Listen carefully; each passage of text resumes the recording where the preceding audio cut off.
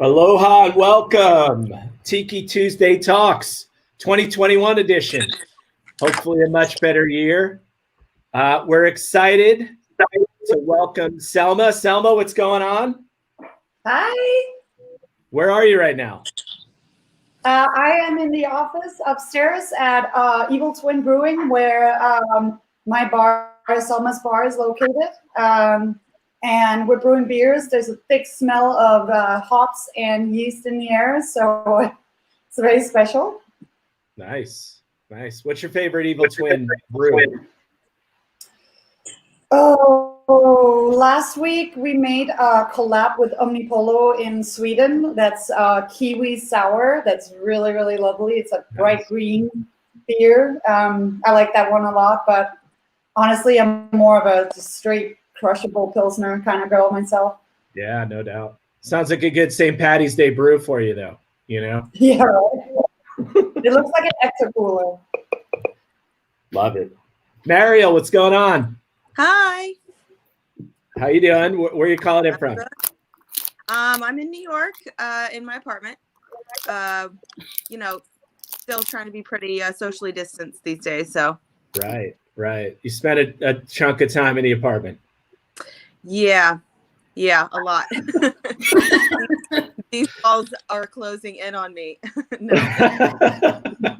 I try and get out into the West Side Highway and run every day. So. Oh yeah, I used to live in the West Village, and I would be out there running every day. Is a stretch. Let's call it once a week, probably. I mean, some days I just walk, but like I try and get once I'm out there. You know, it's pretty. Like I can go out to the piers, and there's nobody out there, so it's so beautiful. Pretty grand that they're out there. So very cool. Glad to have you, Steve and Casey. Hi. You're so tropical with your winter attire. Imagine it's a year in Bama. Listen, it's like 40 degrees here, so of course everyone is bundled up. Marielle is from Birmingham, so she knows. It really was cold last week, which was great for, the best holiday of the year, celebration. I don't know how you celebrated, but I was bundled up. So this is me right now. Well, congrats on another Steve-abration and your big victory, Bama football. Yeah, roll Tide on your birthday. How about that? I know, right? What are the odds? I know. Well, I'm used to it. I'm used to it being winter around my birthday. Yeah. Cool. So I mean, normally I wouldn't support it, but anybody beating Ohio State, I'm good with it. So congrats. Thank you. Aaron, what's going on? How is everybody? Hey, I saw you on those videos on January 6th. You're trying to hide your face a little bit, but I was kind of like, is that Aaron Joseph? Does this look familiar now? Like, there it is. We're good there. There you go. Were you delivering cake collective to the Capitol, or what was going on? No, I wasn't. I was trying to hydrate the public and aware, but certain people decided to take their own liberties and break into the Capitol, so I had to bail. Bail, but looking forward to this next gentleman joining the office tomorrow. Yay! See what happens. But no, things are great here in balmy Baltimore. I think it's 43 degrees, so we're a little bit warmer than Alabama. Yeah, so, sun streaming in, looks good. Yeah, working on my tan on my right side. Good sun. All right, perfect. We'll check in with you guys shortly. All right, let's talk some stuff. Hold on. All right, Scandinavian Tiki. Selma, as mentioned, owner of Selma's Bar. I don't know where that name came from. And author of Spirit of the North, rad book on all things spirits of the Nordic lands, with a heavy focus on aquavit, which is obviously near and dear to my heart. For everybody, chat box and questions. If you're on Zavi, hit us up. Or Facebook, same. I'll be interpreting those. Please do share the event. Presentation 30 to 40. Cocktail session 10. And then we'll bring Mariel back for that conversation with the Tiki fam. So just a little bit of background on Selma. hailing from a long line of sailors. This is new. I didn't know this, but super fun. Born and raised on the island. Can you pronounce the name? Thurø. It means Thor's Island. Oh, wow. Yeah, I looked at some photos. Looks super cool. It's very nice. Yeah, we should do it. A Tiki by the Sea Denmark edition over there on the island. I would love that. I would love that so much. Bartending 22 years, 12 of them in New York City. Tiki lover and keeper of Selma's Bar in Ridgewood. And again, check out the book Spirit of the North. So with that, let's bring you back. Let's throw your deck up here. Hi. Awesome. Hi. Welcome, guys, and thank you so much for joining. I've been watching a lot of these Tiki Talks, so first-time caller, long-time listener, and I'm really excited to be part of this. Thank you so much for having me, Pete and Stiva and Mariel and Aaron and everyone at the Tiki by the Sea team. I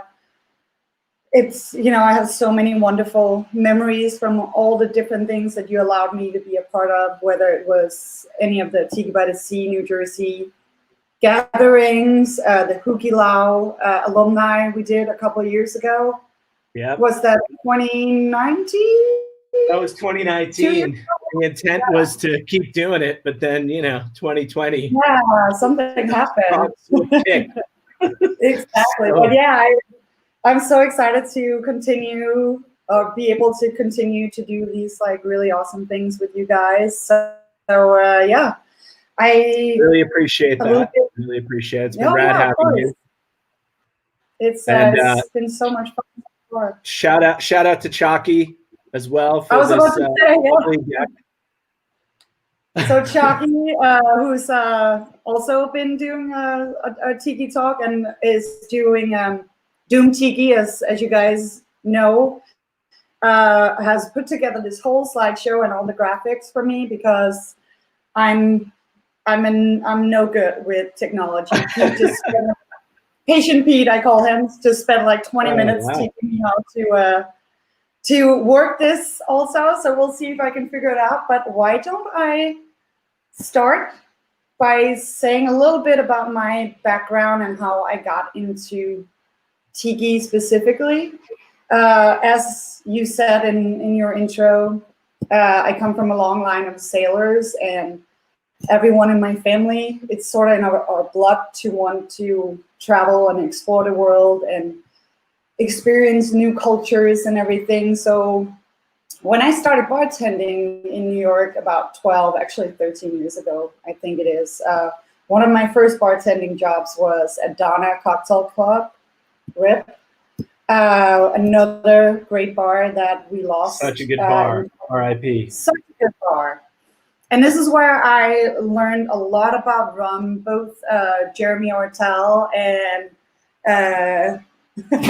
both Jeremy Ortel and Lee Putman are big rum fiends. And my boss is taking photos of me right now. He's making fun of me.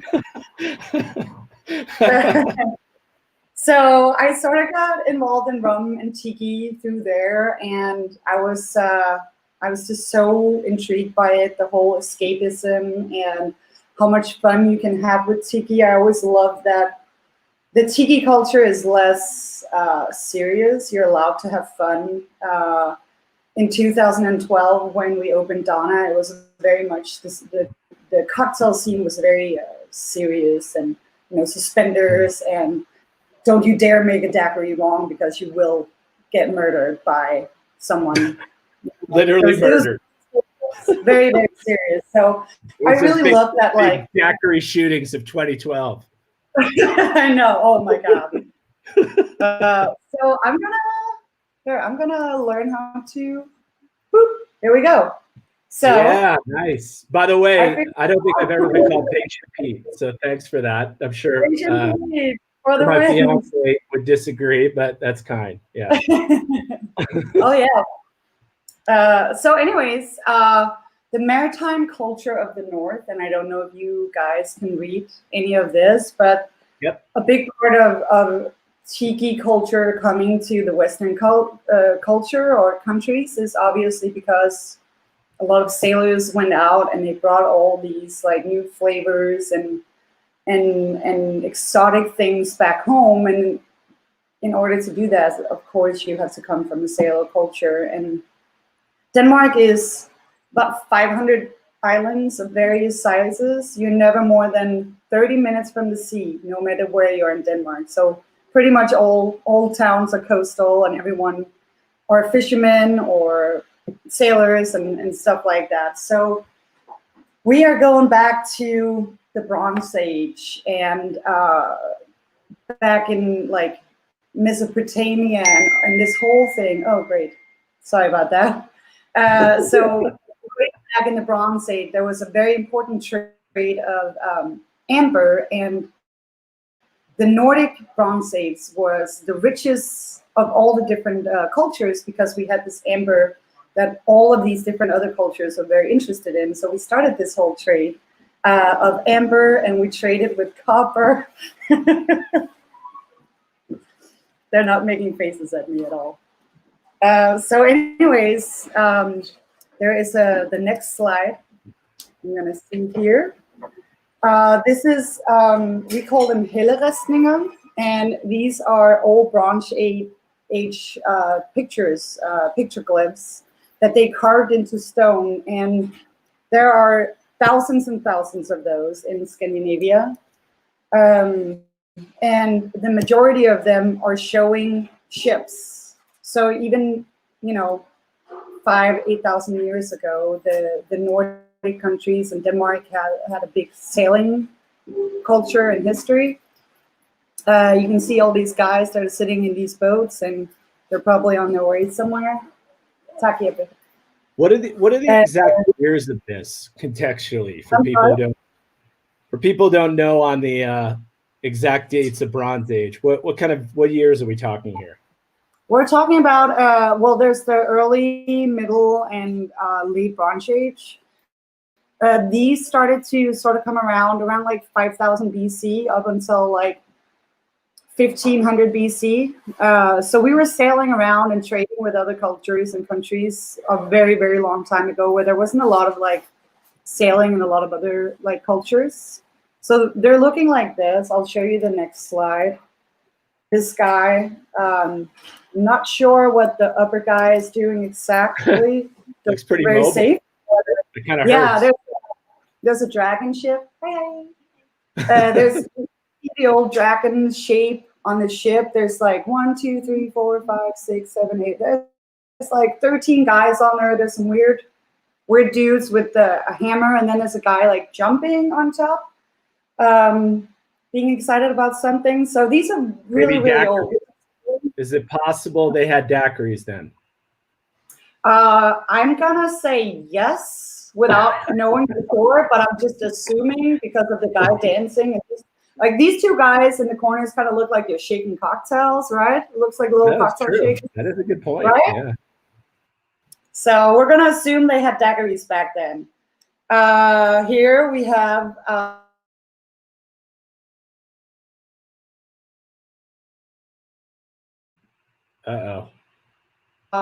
picture of a Viking ship. Oh no. Are you guys there?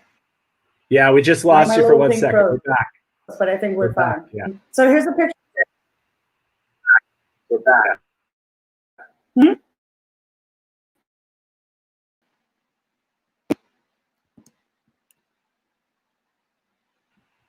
Are you there? Yes. Oh, awesome. There was a little freeze, it looks like. Yeah, it's lagging, but I think you're back now. Okay. Hi, I'm back. So here's a picture of a Viking ship. And as you guys know, about 700, like the late 700s, the Viking Age started, and they just had this incredible technology hundreds and hundreds of years before any other country at that time. And they managed to sail all over the world. They made it to North America, the Arab countries, like all over the world in these like wooden ships that they built in a special way, and they had a huge fleet. So our whole like Scandinavian backstory is based on sailing and exploring, and in many ways also conquering, and we will get to that part a little later. But it's sort of in a many thousand years of history explains like how somehow like Scandinavian culture is a big part of that, like exploring and seeing new places and being interested in new places and cultures. So that's sort of how my mentality has always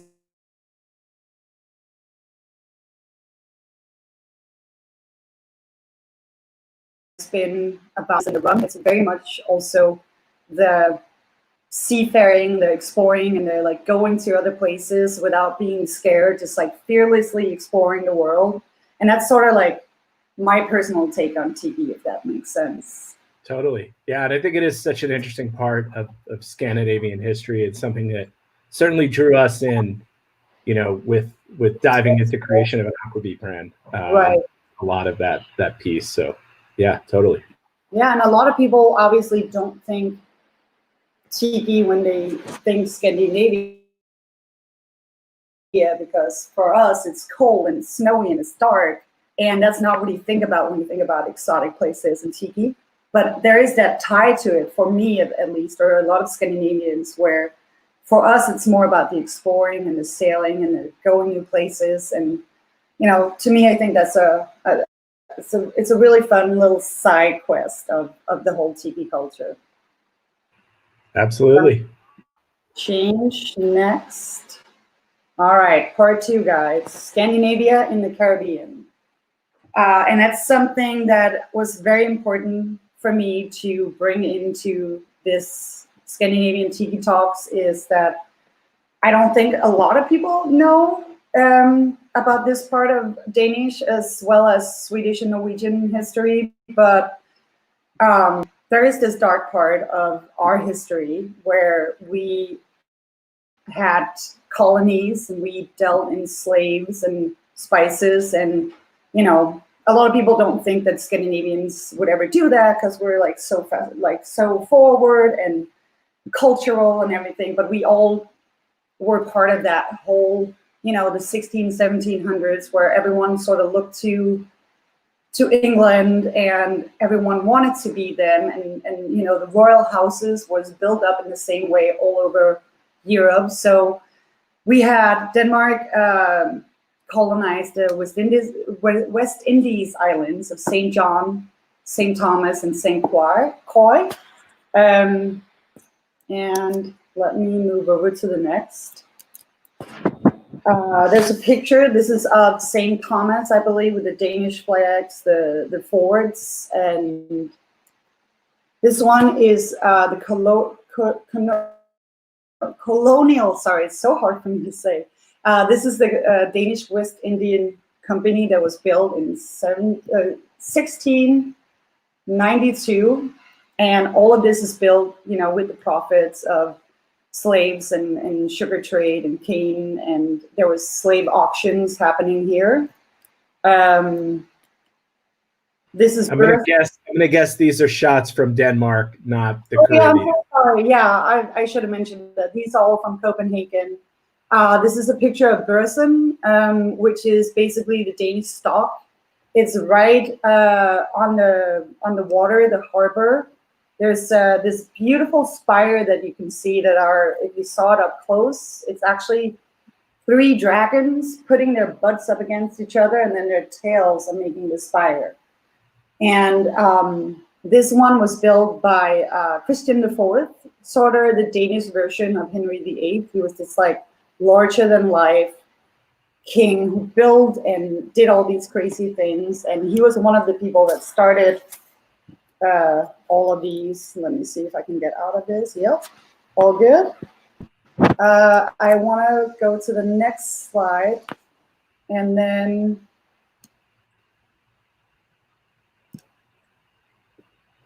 there we go. This is a painting from, I believe it's 1798. I have to double check, but it's from a sugar plantation on the island of St. Croix, Scandinavian or Danish colony. So yeah, I don't know if anyone has any questions or anything just regarding that part of the Denmark's and Scandinavia's history. A little bit about, so which islands had colonies, and do you kind of have a sense of how long they were under Danish rule and things like that? They were from 1792 until 1917, where the United States purchased the Danish West Indies of St. Thomas, St. Croix, and St. John, and they're now American territory. I'm not sure if they still are. I believe so. Yeah. So slavery became illegal in Denmark and all the colonies in 1840.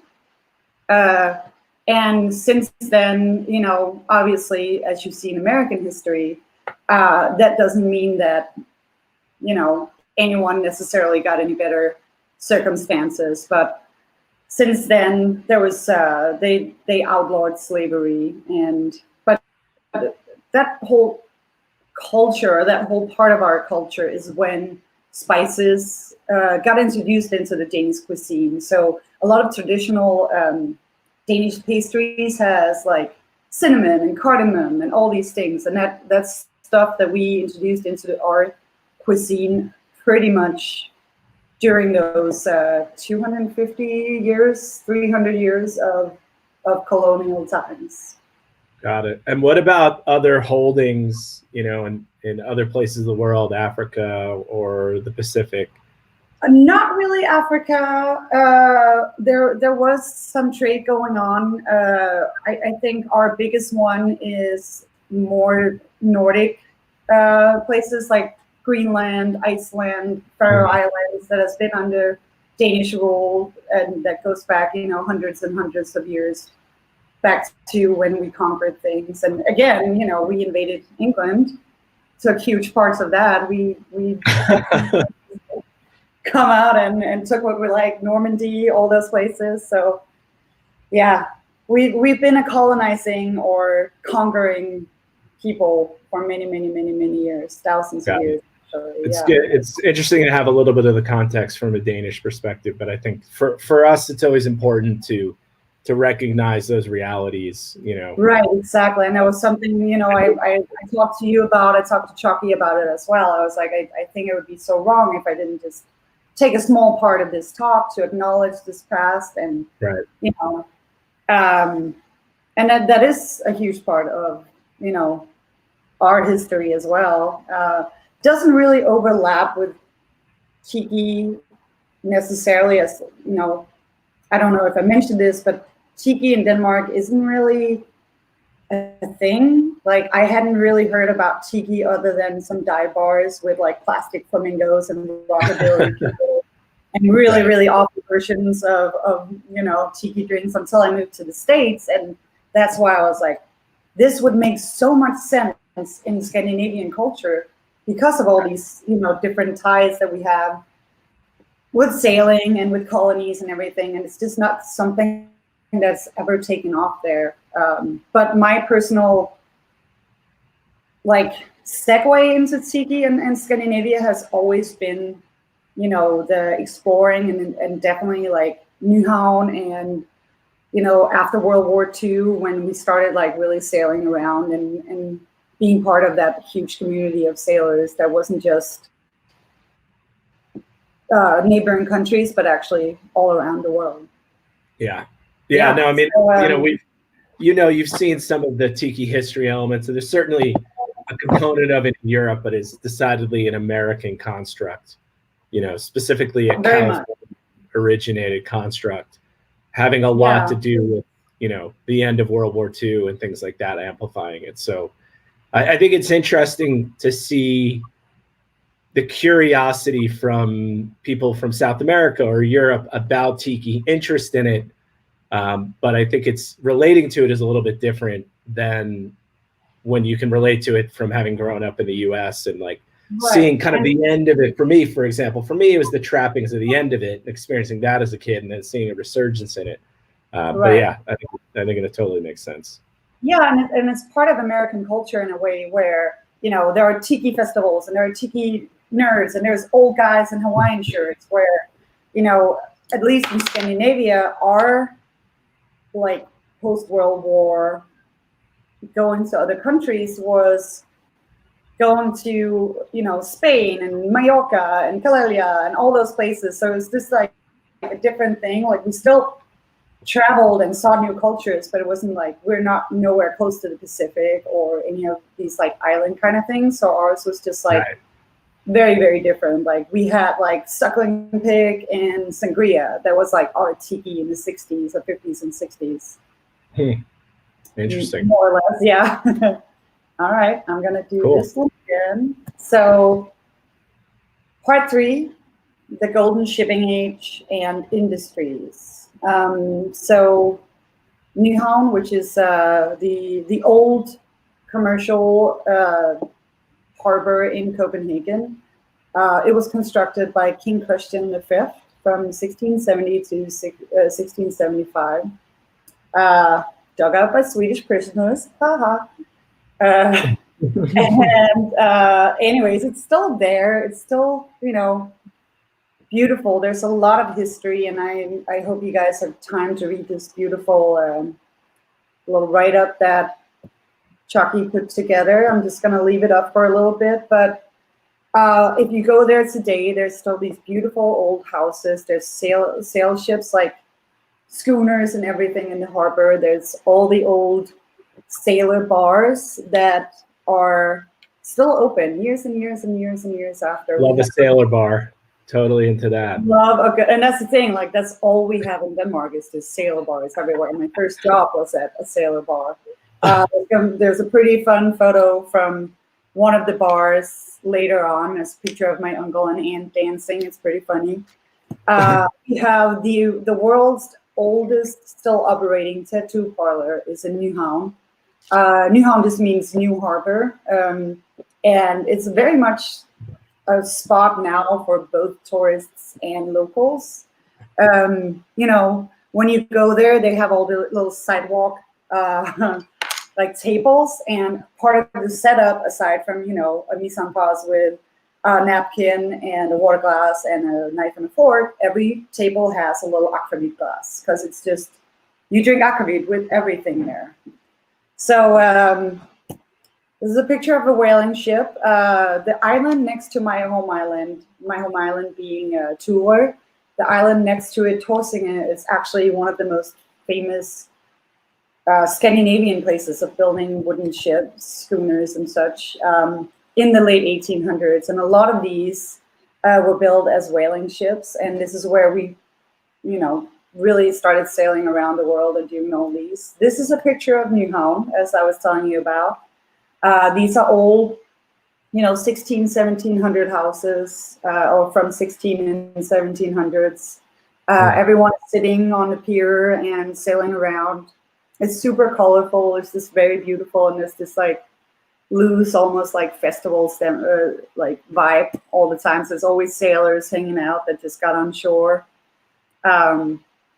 If you guys ever go to Copenhagen, you have to go there. It's so beautiful. Yeah, and great food. Really great food. There's a question here, Selma. Yeah.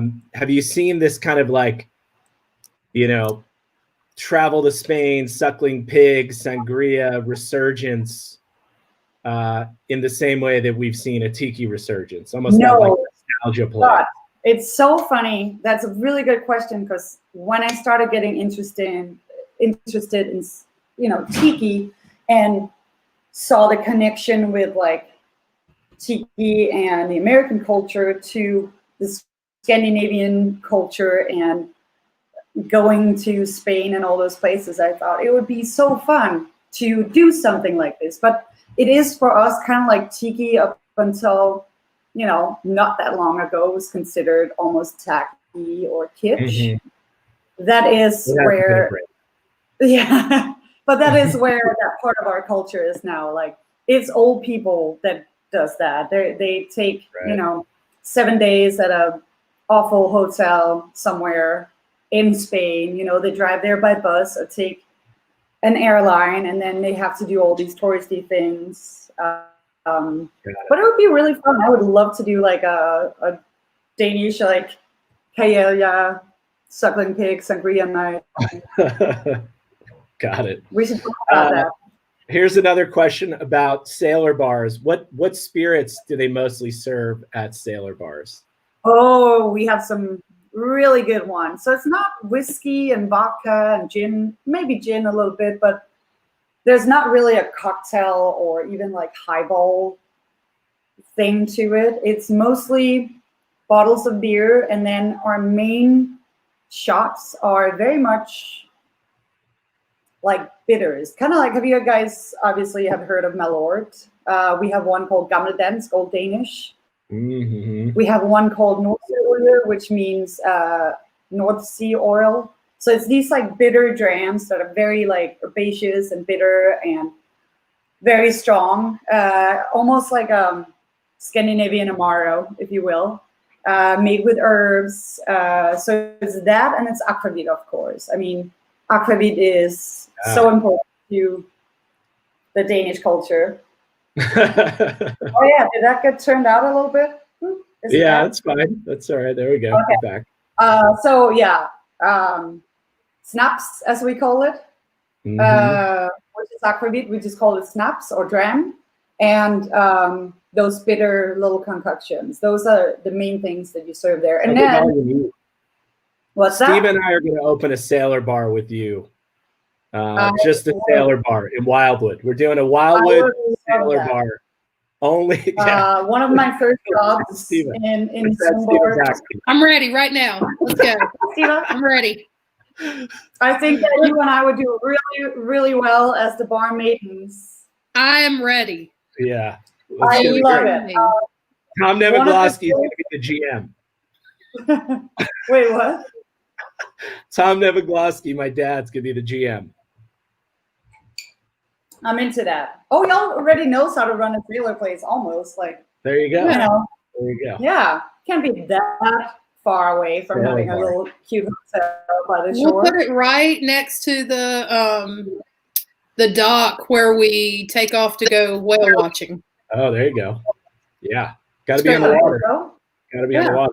They all, when the closing laws and the non-smoking bans inside happened in Denmark, they had to make a special law for sailor bars because most of them open at 5 in the morning if they ever open and close. Most of them just open always, and they couldn't tell these old sailors that they couldn't smoke inside. So now there's a law saying if your bar is older than 75 years and smaller than 400 square feet, then you can smoke inside. So we still have those, There you go. Yeah, I mean, it's there was a Wood she was an old Spanish woman of pleasure, if you will, and she met a Danish man, and this is the 50s, and she traveled to the island next to mine and opened her little sailor bar that was still a place. It's still open to this day, and I remember getting a job sweeping the floors and doing dishes there, or glasses, I guess. There was sand on the floor, so nothing would catch on fire, or it doesn't matter if you spill. That's like the sawdust here. Lots of those places. All right, Steve, we'll be back to you. You'll be excited about that. Tammy did say she looked forward to your Danish Tiki Sangria night. Yes, with a suckling pig, please. With the suckling pig, yeah. All right, back to it. Back to our presentation. Regularly scheduled program. This is a picture of one of the I forgot the word for it, but where you build ships. We call it a bath on the island next to mine. And all the islands pretty much that are of a certain size near where I grew up, all of them has like boat building places, shipyards, I guess they're called. Yeah, shipyards. Yeah. And now we come to part 4. Am I going too fast, by the way? You're doing great. Okay, great. So part 4, and this is where we come into kind of segue into the whole suckling pig and sangria party we were talking about. So, yeah, very important. I think this is just a suckling pig tiki talk. So Denmark was neutral during the Second World War, but we still saw a lot of I don't want to say action, but there was still a lot of stuff going on in Denmark, even though we were considered neutral. There was a lot of resistance. Only 5% of the Danish Jews got caught by Nazis because everyone in Denmark hid them and moved them to other places. So that also meant that a lot of the sailors, there was a lot of American and English sailors in Denmark, and that sort of made our world bigger and smaller at the same time, because all of a sudden all these Danish sailors could get jobs on ships that were sailing maybe to the Pacific or to America or to South America or anywhere like that. So that's sort of like when this part and also my personal history with sailors and tiki kind of starts. A lot of my uncles were sailors. I remember that 2 of them has been in the Danish Sailor Church here in New York after it got started in '57, and they always tease me with that. So that's like a big part of that. This is a picture on Nyhavn. That's the world's oldest still functioning tattoo parlor I was telling you about. It's called Oldest Tattoo Parlor. Still open to this day. You can see a bunch of young men and sailors trying to go in and get some tattoos. Nyhavn Sudden. And then we have this photo, which is my uncle in the middle dancing. You can see the name of one of my hometown, Svendborg, in the back. I don't know what the lady over there in the corner is doing, but she's biting her finger or something. And then you can see everyone is sort of just like dressed up as sailors, or maybe they're real sailors. But it's you need to wear a sailor hat to go into a sailor bar. Yeah, exactly. It's like it's a whole thing. So that's sort of like the vibe in these sailor bars. There is real sailors, but it's also just like a celebration of our culture. Like our culture is very much a fisherman and sailor culture, and it's something that we are incredibly proud of, and something that we love to talk about and love to share with other people. So yeah, I really love this photo so much because that's great. Yeah, all our old golden age movies, like from the 50s and 60s, most of them are about sailors as well, like sassy sailors who are up to no good. And, that whole show. Yeah. We're going to move on to this part that I'm very excited about. Traditional Scandinavian flavors and ingredients and how to use them for tiki cocktails. Chucky made these beautiful illustrations. And yeah, I always grew up like using a lot of the nature surrounding me, and it's like a very Scandinavian thing. We have a close relationship with nature in Scandinavia. It's something that, we are taught in school, and, I was taught a lot by my grandmother. I wrote this book. I'm just going to put it up here that we were talking about. Yeah. Spirit of the North.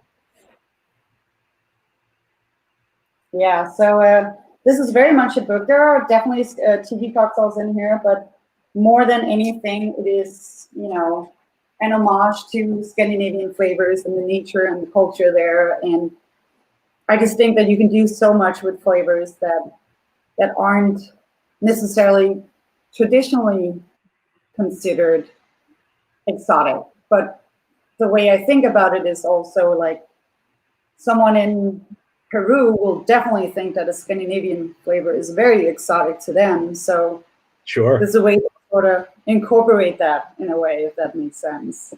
Yeah, So and I think a lot of these flavors are somewhat exotic. Some are not, and some are to Americans. But we had Gunnar on, who's the owner and head chef of Agern in Iceland. He helped us with kind of botanical sourcing and blending on Svol, and I think he had like 75 slides of just like his culinary is like ingredient tours, basically. Like it's some place like 2.5 hours away that has the cows that he likes, and it's just really wild. And it's just a very pretty Scandinavian expensive, but pretty magical. We're on like a journey around Iceland. And if you think of Iceland, where he's from, when you go there, it looks barren, it looks dark, right.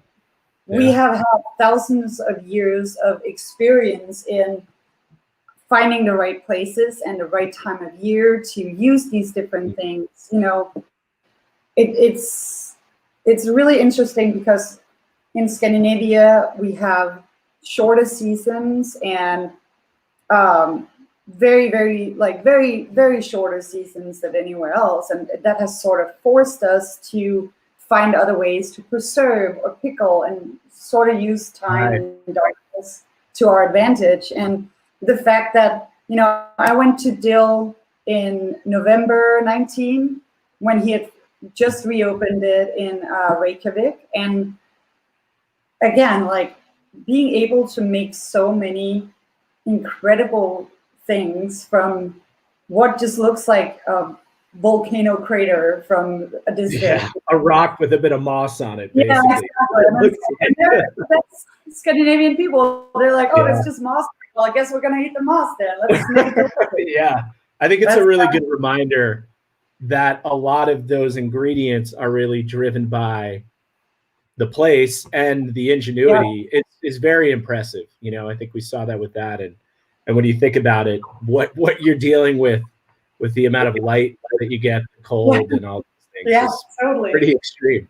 Not a lot of light and not a lot of warm days in the year. But then, you can use moss, or you can use sheep dung. You can use so many interesting things to create new things. It's really funny. I like that so much. So there's obviously so many different flavors. A lot of them you can now buy online, and you can sort of like look into foraging apps and books. And if you find something that you think is interesting, like there's always Wikipedia, but I've just chosen a few of my favorite herbs. Obviously, there's so many Scandinavian herbs and berries and flavors, and we won't have time to go through all of them, but I've chosen a few of my favorites, and I just want to go through those real fast. The first one, the one with the little yellow flower, is wood sorrel, and you will actually see them also here in America. I've seen them on sidewalks here in Brooklyn, in the parks. It's this teeny tiny little plant that kind of looks like clover, like a 4-leaf clover or just a regular clover. And it's such a wonderful garnish, because if you eat one of these, and obviously always wash it first because they're usually in the same area as dogs like to pee, they have this beautiful bright citrus flavor. It just tastes like getting a squirt of lemon juice in your mouth. It's so good in salads, on fish dishes, and a wonderful garnish if you are making a cocktail that's like light and refreshing, and you want that little extra thing. That's so so interesting. I feel like I grew up in New Jersey, and I would see these all the time. And exactly. They're everywhere. People think they're weeds.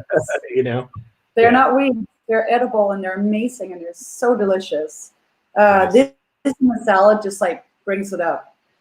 The next one is obviously pine, and one of the things that is, again, as we were talking about earlier, is like the way that you sort of have to pick things in different times. So you can use pine needles to infuse or put in honey or distill with. And pine also makes these little like fresh shoots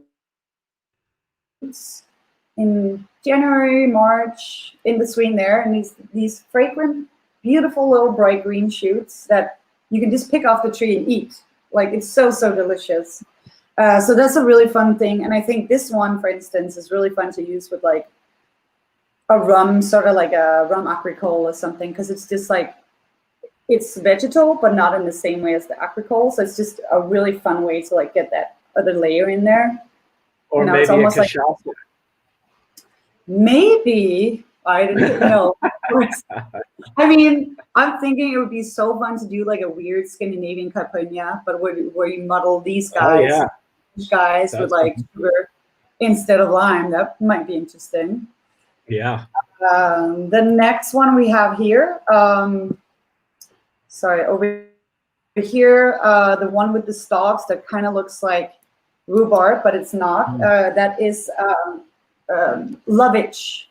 So this is a dish that, or lovage, yeah, it's very traditional in Scandinavian cooking, especially in like salads and like greens with meat. It kind of tastes a little bit like celery, but like celery root. It doesn't taste like celery leaves. And this one, I think, is like wonderful as a garnish because it's super fragrant. And again, if you want to have something that has that like almost like earthen, beautiful like scent, I want to say, it's so earthy in a beautiful way.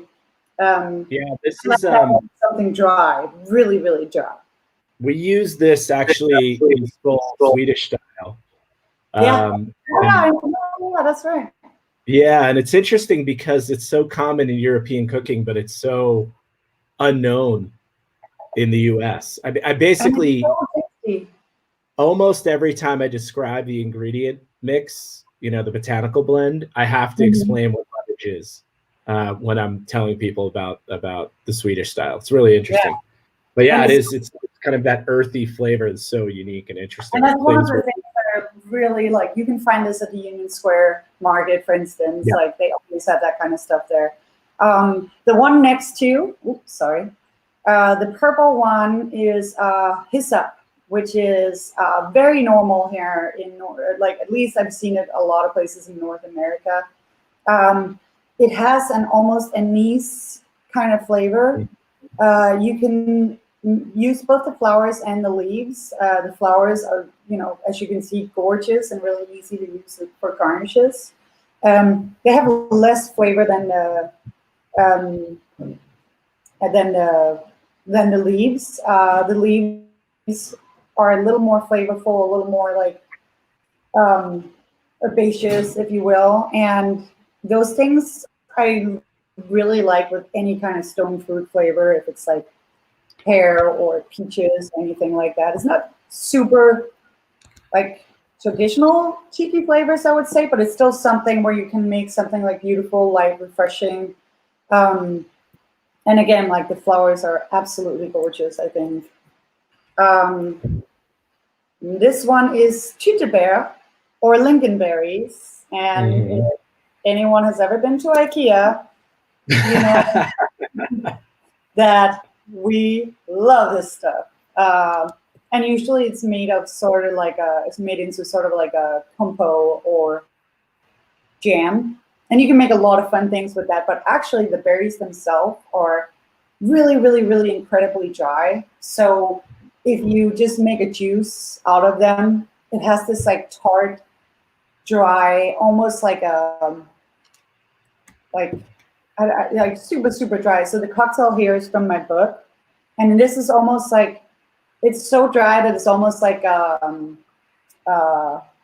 Angostura cocktail. Like, it has that, almost like sucks out all of the wetness in your mouth. It's just so, so wonderful. So that's one of my favorite berries to play with, tyttebær. And then the next one here, which I'm really excited about sharing with you, is sea buckthorn berries. These grow on shrubs coastally in pretty cold climates. So it's something that you see nature in, of course, Scandinavia. I know that they're growing in Canada as well. Finland, places like that. those there are fresh and they're really delicious. I have some dry ones here. I can sort of show you. Let's zoom in for you. Yeah. Oh yeah, they look like little weird. Yeah. Uh-oh. Ways. This is in part of the ingredients in one of the cocktails. One sea buckthorn berry has as much C vitamin in it as 1.5 whole lemon. Wow. Yeah, we actually explored this as a botanical. We found it interesting, but we didn't end up using it. It was something that Gunnar was really keen on, and I think it could be really cool in the right botanical blend, but it didn't feel appropriate for what we were looking for. The next one we're gonna make, the next swole, it's gonna be something like that. Could be the sailor bar version. Sailor bar version. We already wanted to make a maritime one, so you're speaking my language. That's the official goal of the sailor bar. They only grow coastally near the ocean. As I said, they're packed with C vitamin, which living in a country where we have, almost no daylight half the year, no D vitamin, like getting stuff like that in our body is something that's been part of the Nordic countries' way of dealing with the darkness for years and years and years, like thousands of years. And they're just so delicious, and they're like really tart. But in the reason why I love working with these in Tiki is because when you eat one of the berries, they actually have a very tropical tartness. Like it tastes like a passion fruit almost. Like it doesn't taste like citrus. It tastes like a tropical citrus. So they're really easy. The cocktail over here is the Cocker Spaniel cocktail. It's a Tiki cocktail I made for the book, and it has sea buckthorn berry syrup as well as 3 kinds of rum. So it's sort of like a very Tiki cocktail-y, traditional. Cool. Yeah. But I would definitely say if you guys can get your hands on either dried or fresh sea buckthorn berries, that is the easiest entryway into sort of, the Scandinavian flavors in Tiki, I think. And then lastly, again, Chucky, thank you so much for making these beautiful slides. Tack ska du have. It means thank you very much. Thank you. Thank you, Svole and Pete and Stiva and Tiki by the Sea and Chucky and everyone who tuned in. It's been so fun. And you guys can follow me on Instagram. And if you ever have any questions, we gotta make your cocktail. Don't get. No, I just wanted to say if people want help finding some ingredients or anything, I'm not going off, I promise. But if anyone needs help ever finding any Scandinavian ingredients, I've been making Scandinavian flavors here in New York City for many, many years now, and I have some sources. Anything, just reach out, and I'm more than happy to help you guys. It's awesome. That contact info is here if you guys want to get in touch. And I think it was something that was so interesting for me when I fell down the rabbit hole of aquavit, like all these flavors. I mean, I remember sitting with Gunnar and he brought in like 60 different botanicals or items or what have you, right? And like I'd heard of half of them probably, and we're sitting there like tasting, smelling, all these different things. So it's just, I feel like I've still only hit the tip of the iceberg on it. So super super fun. All right, let's put that cocktail up. All right. So I'll throw it up first. You want to talk about it, and then then we'll zoom in for you to do it. Yeah, I really want to talk about this cocktail really fast, actually, because this is one of the first Tiki Scandinavian cocktails I ever made, and it started out with me missing certain Scandinavian flavors. A lot of them my mom could send over, I could bring home, but I had this one popsicle from my childhood that obviously you can't bring popsicles like all this way over. So I've always been trying to recreate this flavor, and this is the closest I ever got to it. It's sort of like a Scandinavian Mai Tai-ish cocktail, or at least more or less follows those specs. And it's named Freydis. Freydis is, again, something that I think is very appropriate with what we're talking about today. We're talking aquavit, we're talking North America, and we're talking Scandinavia. Freydis Eriksdottir was the sister of Leif Erikson, and she came here with Leif Erikson and his Vikings when they came to North America in the year 1000. So she was, you know, one of the first white women or Scandinavian Caucasian women that set foot here. She came here, and the story goes that she was 8 months pregnant, and one night the Skrelling, or the Viking word for the natives, attacked the encampment that they had put up. And Leif Erikson and all his Vikings had never seen these like dark people before, and they freaked out and was so scared. And she yelled at them. She said that they were wuss and not men. And she exposed her breasts, grabbed the battle axe in each hand, and charged the Skrellings, the natives, and scared them off. And then she lived here for about a year with birth and went back to Scandinavia. But she is very much a part of Scandinavian intertwined with North America. And I think that was a very, very fitting name. Got it. Cool. Yeah. Let's zoom in here. Let's make this drink. Let's do it. I have a sore arm, so it's hard for me to lift this bottle. A little baby now. So we're gonna start with this lovely Avoir, and the Prata is just like one of my favorite ones to mix with because it can hold its own, but it also gives you room for other flavors in the cocktail, which of course is super important, especially in a tiki cocktail where we like to put a lot of flavors in. So we're gonna do Yeah, thank you. And that's certainly one of the things that we tend to focus on with it. You know, there's character there, but very flexible and plays very well. flexible. Yeah. Oh, it smells so good. It's so weird to sit down and mix. I don't think I've ever done this. Yeah, it's funny. I think it was weird because I think we've had one person stand up at a bar and make a drink. Yeah. And it was actually weird because I've seen so many people sit down making drinks throughout this process that I was like, oh yeah, that's how it looks. Yeah, but it's just so weird. Like I know, I'm sure. Not like standing, like I can't even hold a jigger right. It's all right. It's all right. Don't call it on. So of course the Svol Danish style aquavit. I will admit this once and then I will never say it again, but I also like the Swedish style very much. And that's it. That is it. I love the Danish caraway forward. It almost has this like warm bread kind of thing going on. I really like it both with dark rums as well as light rums or anything like that. It's just brings a lot of like warmth to the cocktail, which I really, really love. Then I have been, you know, there was not a lot of room on this table, so I pre-bottled a lot of the other ingredients. So we have horchata, and we're going to take a little bit of that. Oop. We got fresh lime juice, importante. Yeah. Got a little bit of Aperol.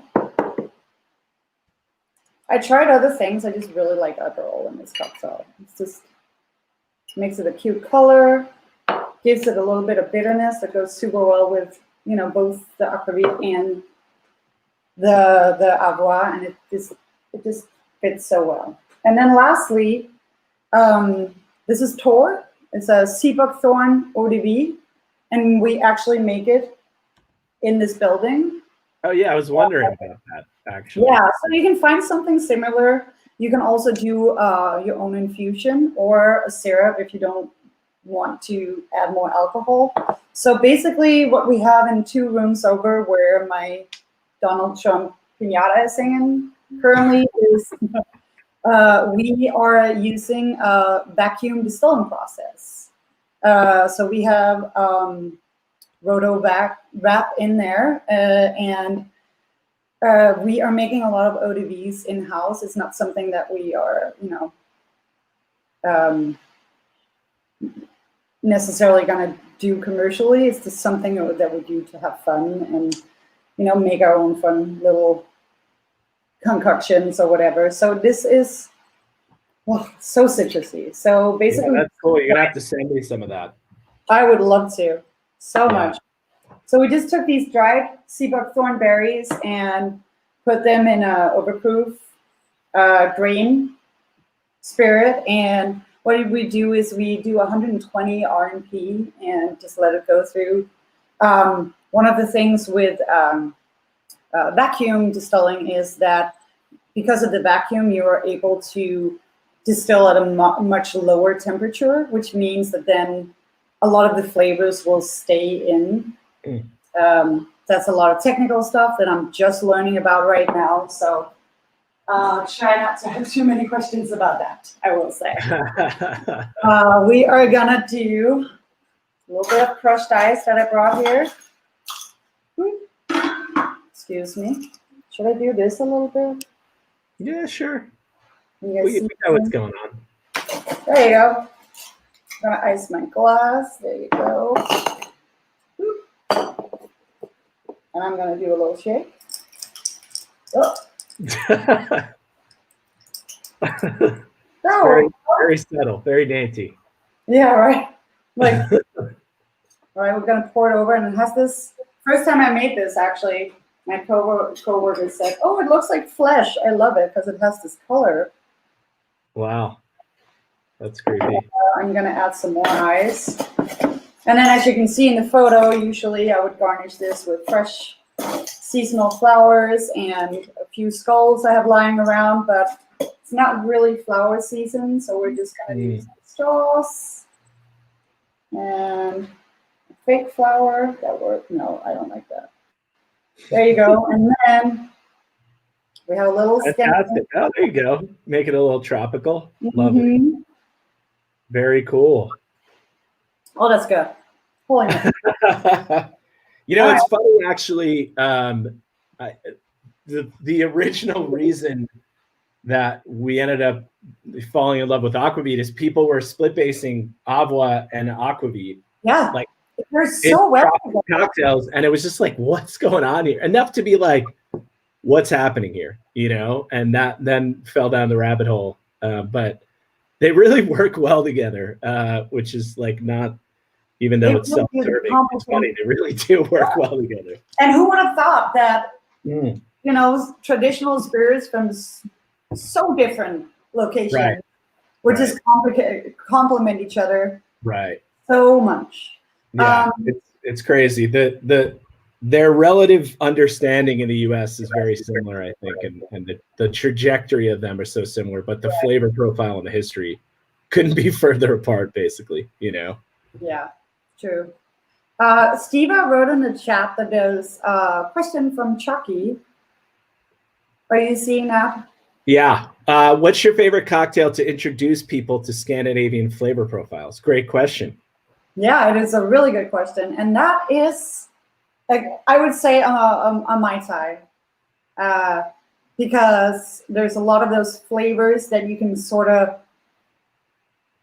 copy into Scandinavian flavors, almost like, instead of having a dry rum, I'm using Avwa and I'm using aquavit, and it works really well in the specs. So a Mai Tai style, or one of my favorite tiki cocktails in the entire world, which is a Saturn. Saturn is, of course, traditionally gin-based, and aquavit is just the Nordic gin. That's the way I think of it. So I would say a Saturn, if people are feeling adventurous, that's my go-to. And if people are a little more traditional, probably a Mai Tai style. Cool. Yeah, dig it. Totally. Awesome. Well, very cool. Thank you. We'll bring you back to say goodbye. Super rad hanging with you. So nice. Glad we got to do this. We'll see you in a moment. All right, we're getting Mariel in. Hi, you're muted. There we go. Sorry, What's happening? not much. Thanks for being patient. Oh, that was great. That was so interesting. I loved it. I took Yeah, lots of. it's funny because I learn about this stuff too, and in theory I should know this stuff, but I'm always learning too. It's very fun. Yeah, that was great. I loved it. Yeah, I can't wait to try this Odb situation. Yeah. Give me some of that. That's- Saw it on the menu at the Sailor Bar in Wildwood for sure. I'm ready to open a Sailor bar right now. I know you are. I was like, let's get your name written all over it. Right? I'll Right? move to New Jersey. There you Yeah, go. right? Hey, simpler life. Everybody's down with the simpler life. After 2020, I think we've realized, let's be in a smaller city. It ain't that bad, There you go. right? There you go. All right, cool. Let's hit it. 5 questions. Are you ready? I'm ready. All right. Favorite quote from Steve Casey? Oh, well, something about feeding us, Like, Yeah, oh, I know. Bless your heart. Oh, that's a good one. There you go. There you go. Totally not condescending at all. One time, Not at all. she was sitting at my bar one time, and back when I was in Birmingham, and she said, Marielle, you're one of the cutest people I've ever seen bartend, and I'll never forget that. Really, Steve Casey thinks I'm cute? There you go. Birmingham scene. So Very good. Very good. All right. Favorite meal in Wildwood that my dad did not make. oh, the place we went to the roast pig dinner. Beach Creek. No, yeah, that was awesome. Yeah, that place is rad. But yeah, Chris, your dad what's up, Chris? delish. Hope he's doing well. All right. Weirdest thing you saw in Wildwood. Weirdest. Mostly just like the people that were on our trip. No, I'm just kidding. The humans. No, I don't know. I haven't heard that one. a snapshot of like one particular part of Americana that I had never seen before, so it was just different for me. Yeah, it was. fair.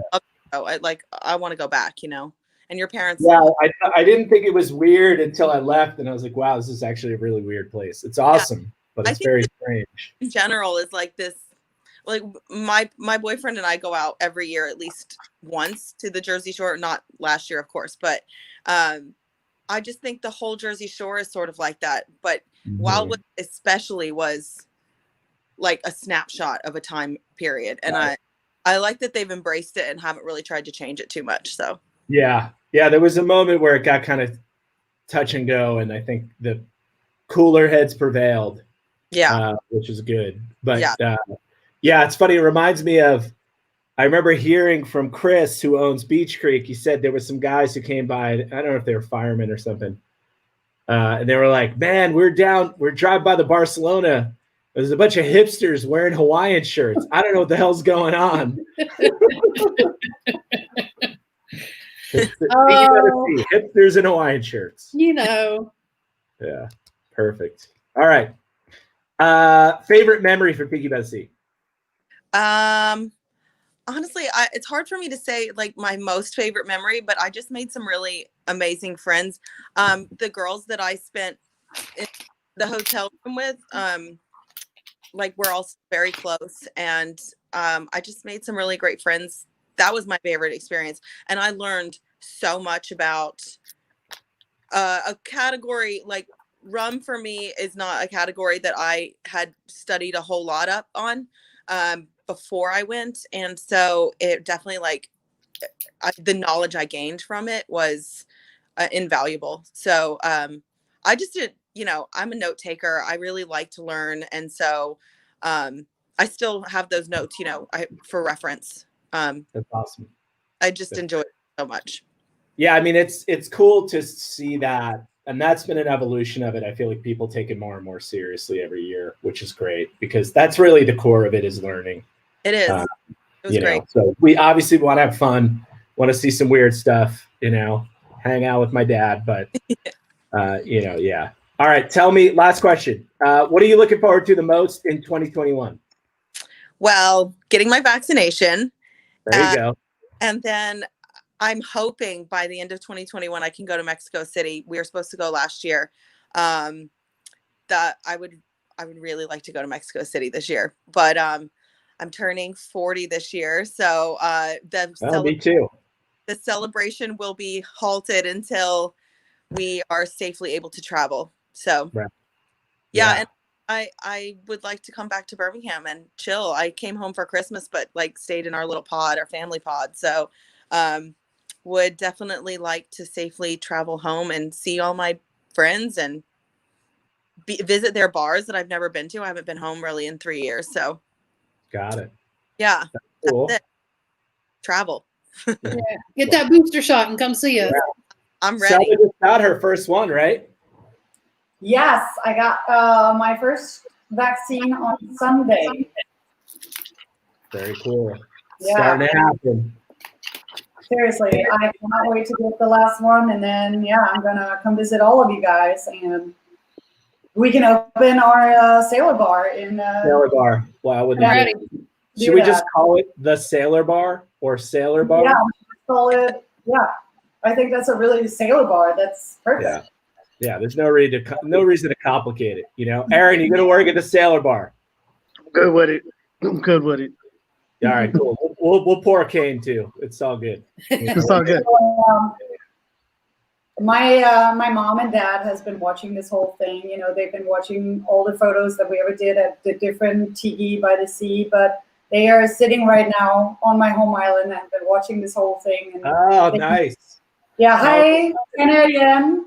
Hi. We're coming at the end of the year. We're gonna be over there.